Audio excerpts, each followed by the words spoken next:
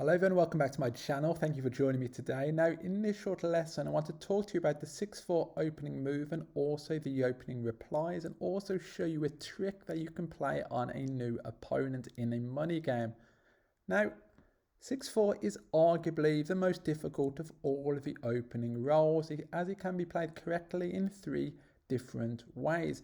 Now for money it is marginally better to play 24 to 18 and 13 to 9, doing something constructive on both sides of the board.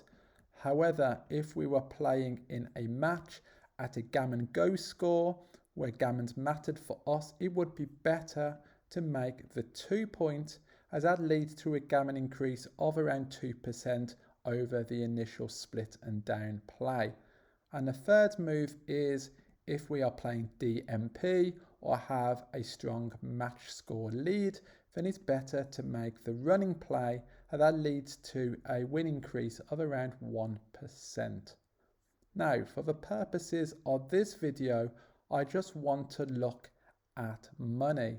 Now, as I said before, the best move for money is 24 to 18, 13 to 9, but the second play of making the 2 point is pretty much borderline, and we're giving away a very small amount of equity. Now, when you come up against someone new in a money game, someone that you haven't met before, then you can simply just go ahead and make the 2 point. Now, even though this move is slightly inferior to the play of splitting and down, the reason why we are making this play is because the replies to this are often misplayed. So even though we are giving away a small equity loss, our opponent may give away a greater equity loss in replying to this play. So this is why we are doing it. Now, if our opponent has studied the opening replies and makes the opening reply correctly, then we can simply from then on revert to the best play of splitting and down. However, if our opponent fumbles this and makes an incorrect play and gives away equity loss, then of course we can continue in future games to make the 2 point. So this is why we are doing it. It's a little test, a little indicator of our opponent's ability to see how much he has studied and to see how well he knows the opening replies. So that's what we're going to look at today. Now let's look at the replies from White's perspective. Now, how would you play, for instance, 2-1 here as White as an opening reply to this 6-4 in a money game?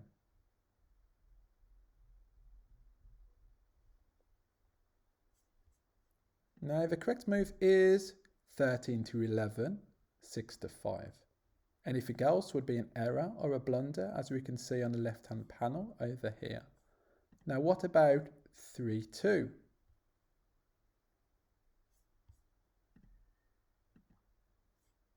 Again, we play 2 down. What about 4-3?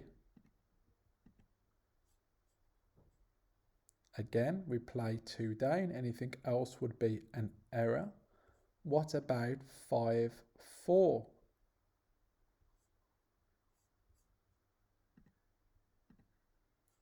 Again, we can see 2 down is correct. Splitting to the 20 point would be dangerous here. Let's talk about that in a moment. What about playing 4-1?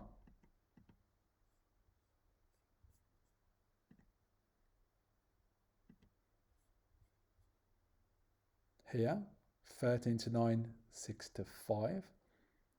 We bring 1 down from the mid and we slot our 5 point. Again, we do not touch our back checkers. And then what about 6-2?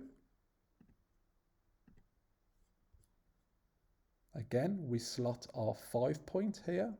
Here it's very borderline, but of course it's still better to slot the 5 point, a point we may make on a subsequent roll if we are not hit. And what about 5-1?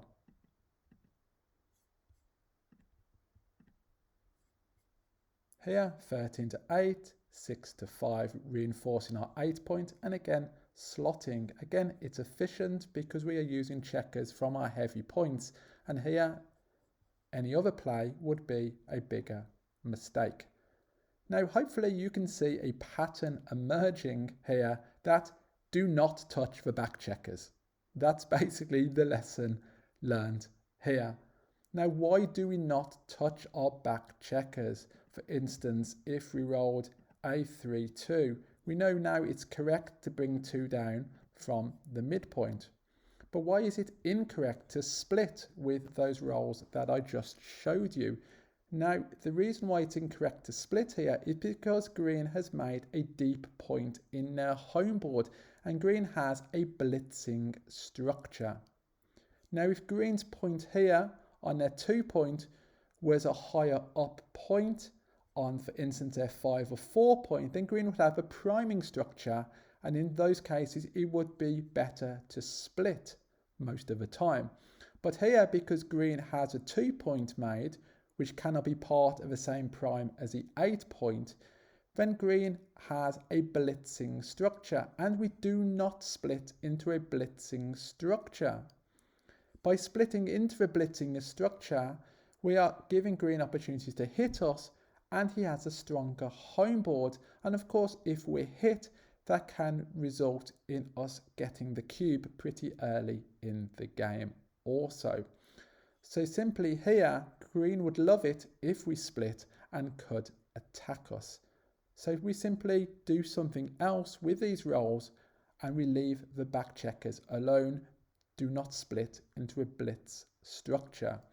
Now, there are some rolls, however, that again are incorrectly played, and again this is a good indicator of how well your opponent has studied, which is why this trick works well of starting by making the 2 point. Now let me show you a couple. Now how do you play 6-3 here as white?